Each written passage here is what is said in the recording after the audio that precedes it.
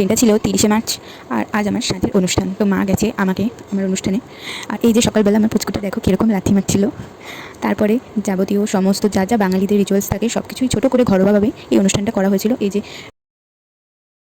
এখানে 9 রকমের ভাজাভুজি ছিল, ডাল ছিল, তারপরে চিংড়ি মাছের মালাইকারি মাছ, এই সমস্ত কিছু দিয়ে আমাকে দেওয়া হয়েছিল।